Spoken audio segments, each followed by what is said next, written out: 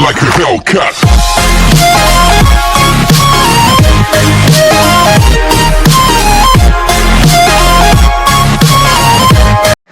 Good morning students, welcome to the rainbows online classes. आज का जो हमारा सेशन है वही क्लास 4 का exercise 20.1 join the given points to make the line segment, name the line segment. ठीक है, अब यहाँ पे देखिए दो पॉइंट दिए हैं, इसे ज्वाइन करना है। तो ये देखिए मैंने इसे ज्वाइन कर लिया, इसे भी ज्वाइन कर लिया, इसे भी ज्वाइन कर लिया। अब इसका लाइन सेगमेंट, इसका सेगमेंट का क्या नाम हो जाएगा, ए बी, इसका क्या नाम हो जाएगा, पी क्यू, और इसका क्या नाम हो जाएगा, आर एस। ओके, आगे how many line segment are there in each figure. अब देखिए यहाँ पे कितने लाइन सेगमेंट है, A B, B C, C D और डी ए।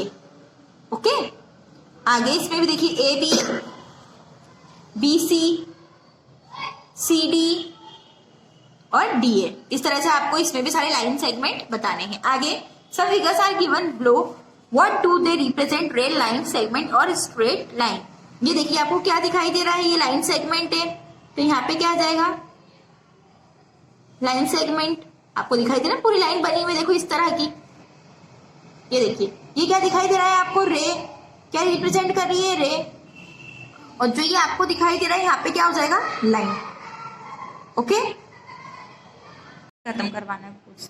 ये देखिए यहाँ पे सीधी लाइन आपको दिखाई दी तो इसे हम क्या बोलेंगे, स्ट्रेट लाइन। ओके, यहाँ पे ये हमारी एक्सरसाइज कंप्लीट हो रही है। अब हम आते हैं नेक्स्ट एक्सरसाइज पे 12.2। देखिए ये आपको यहाँ पे ट्राइंगल दिखाई दे रहा है, इसमें पॉइंट्स हैं।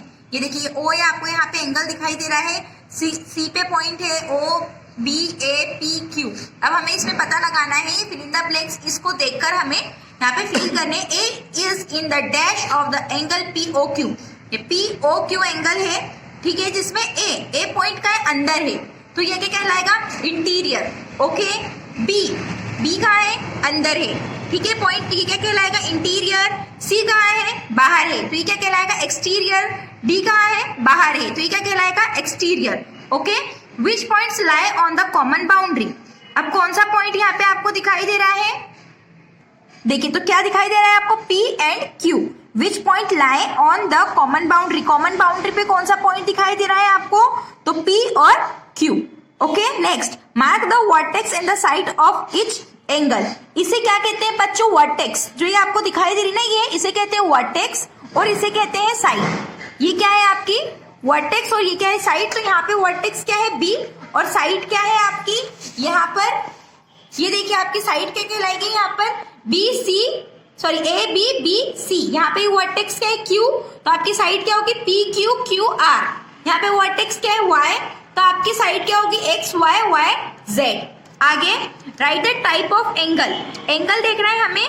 अब मैं आपको एक डेफिनेशन बताती हूँ, राइट एंगल। राइट एंगल किसे कहते हैं, जो 90 डिग्री का होता है। कोई भी एंगल अगर 90 डिग्री का हो, ठीक है, यहाँ पे ये देखिए ये 90 डिग्री का एंगल है, इसे हम क्या कहते हैं, राइट एंगल।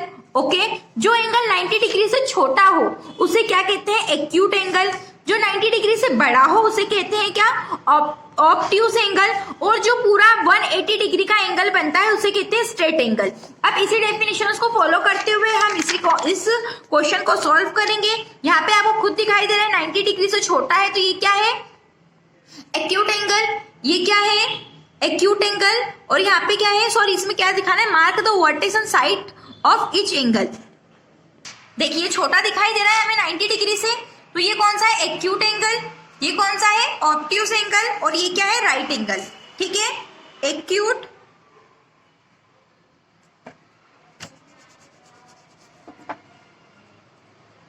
एक्यूट एंगल, ठीक है, ऑब्ट्यूस एंगल, और ये क्या है, राइट एंगल।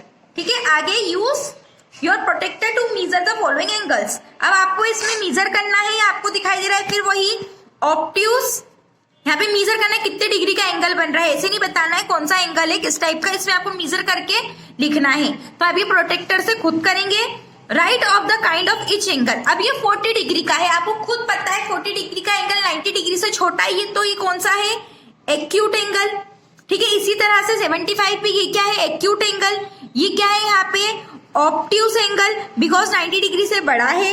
ये भी क्या है, ऑब्ट्यूज एंगल बिकॉज 90 डिग्री से बड़ा है, और 180 डिग्री है तो ये क्या हो जाएगा आपका स्ट्रेट एंगल। ओके स्टूडेंट, इस तरह से आपको ये सॉल्व करने हैं। आगे आते हैं हम नेक्स्ट एक्सरसाइज पे।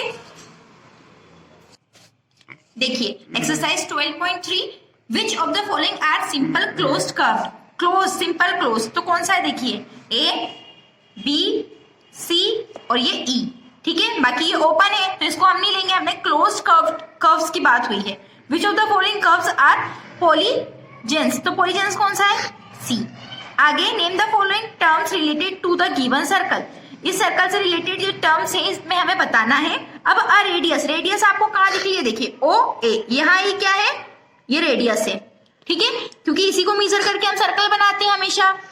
डायमीटर, पूरा जो पूरा बताता हो किसी भी सर्कल के बारे में, पूरा माप बताता हो वो होता है डायमीटर, तो ये ए बी ये दिखाई दे रहा है। द सेंटर, ये रहा centre O, a short different from the diameter, ठीक है, तो ये क्या दिख रहा है आपका सी डी, ये देखिए सी और ये डी डायमीटर से अलग है ना ये, ठीक है।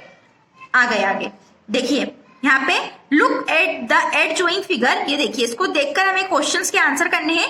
What is the name of the figure, तो ये क्या होगा क्वाड्रिलेटरल, ठीक है। ये देखिए सी, ये पैरेलल लाइन है ना, ये देखिए ये इसकी भी parallel, okay. How many line segment are there in all, तो देखिए 1 2 3 4 5 6 ये हो गए सेगमेंट सारे, ठीक है, लाइन सेगमेंट। आगे write the names of the line segment passing through A, A को पास करते हुए कितने लाइन सेगमेंट बन रहे हैं, तो देखो ये ए बी, ये देखो, ठीक है, ए सी ये रहा और ए बी ये रहा। आगे how many diagonal does it have, name them, तो देखिए 2, ये देखिए ए सी और बी डी। आगे ड्रॉ सर्कल विथ रेडी, अब देखो आपको रेडियस दी गई है 3.2, आपको दे डालने का यूज करना है, ठीक है, और उसका यूज करके आपको जो आपका सर्कल है वो बनाना है।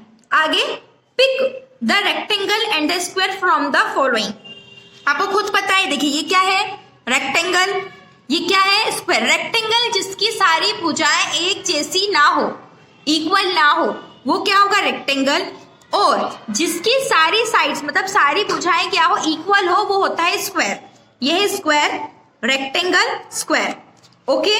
आगे आते हैं फाइंड, अब यहाँ पे सॉरी एक क्वेश्चन हम भूल गए, find the diameter of the circle radius of which is, मतलब हमें इसमें डायमीटर निकालना है किसी भी सर्कल का जिसमें उन्होंने हमें रेडियस दी हुई है 3 सेंटीमीटर। तो यहाँ पे इसका फॉर्मूला देखिए, diameter of the circle is equal to 2 multiply by radius of the circle, तो रेडियस हमें कितनी दी है 3 सेंटीमीटर, 2 का मैंने मल्टीप्लाई किया, आंसर कितना आ गया यहाँ पर 6 सेंटीमीटर।